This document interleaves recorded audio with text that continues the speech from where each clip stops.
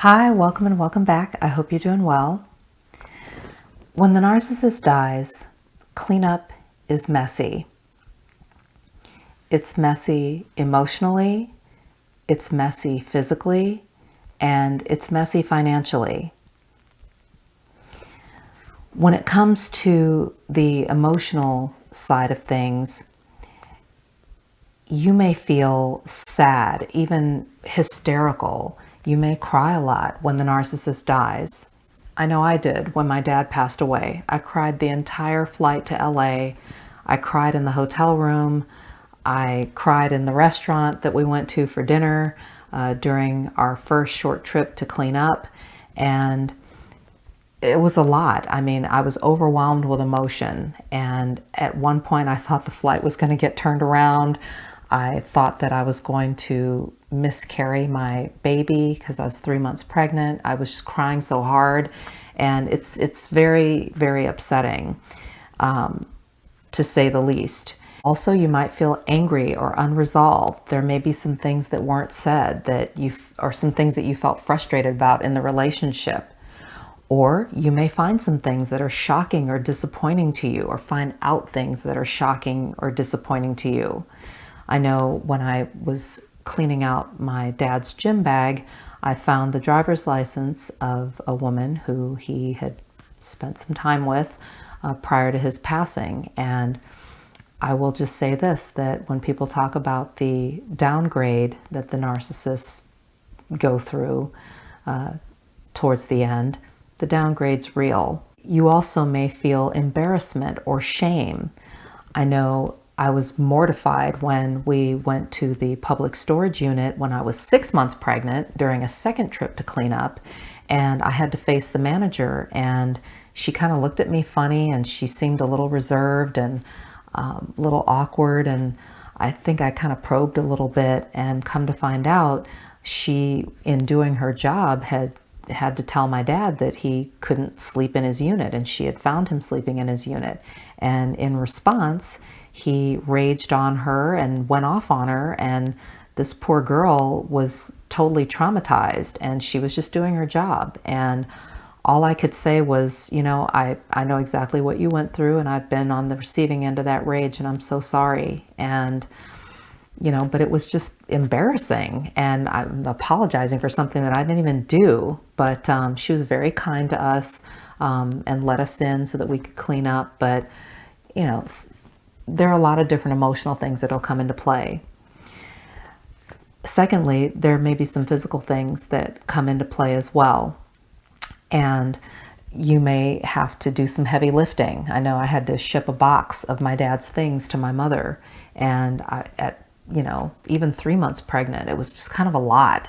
And also later on at 6 months pregnant, when we were cleaning out a bigger storage unit that had stuff scattered everywhere, clothes, books, bags, just different things, and a lot of bending over and standing up and then lifting bags of things and hauling it off to go donate or what have you. Very, very taxing. Also, I want to circle back from an emotional standpoint. One of the things that was emotionally upsetting to me was going to the coroner's office. I had never been to a coroner's office before. And did you know that when you go to the coroner's office, they're not equipped to have people view bodies?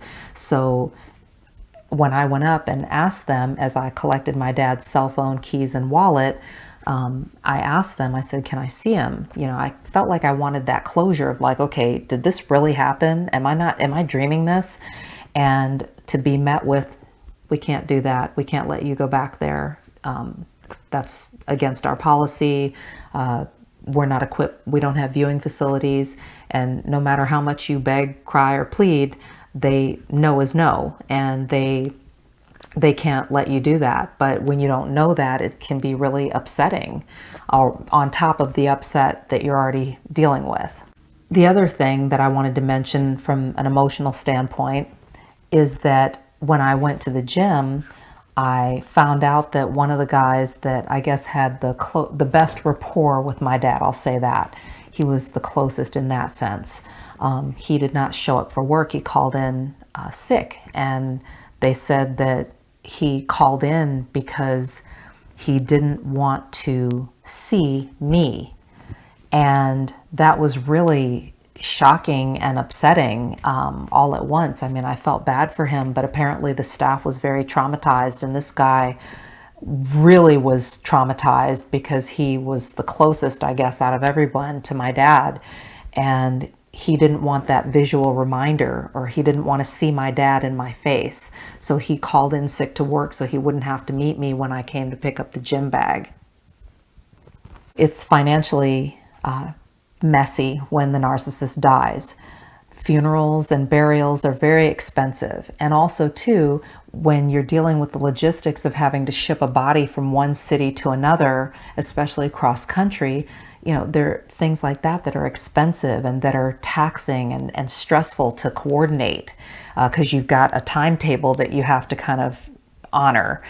And getting the body to whoever's going to be doing the preparations and all of that, it's a lot and it's expensive. Transportation, like the ambulance. I mentioned this in a previous video, that my dad was transported from the gym to the emergency room, and that was a very hefty bill that got thrown in my mom's face because she was the closest living relative.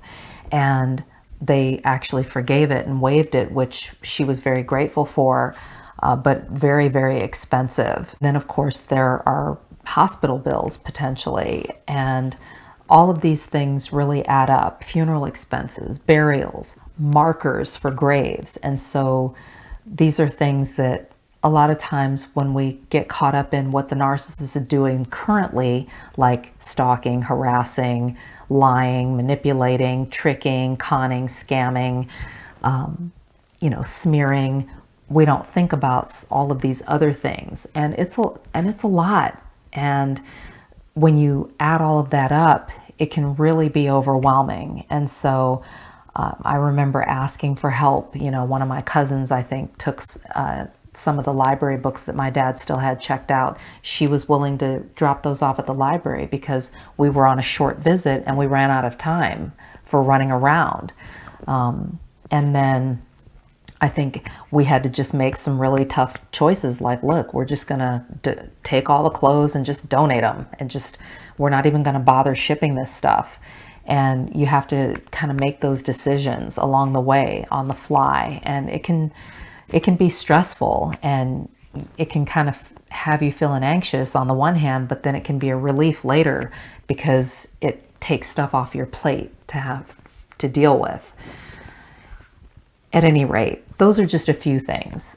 There's more that I could share, but just a few things. Have you ever had to clean up after a narcissist dies?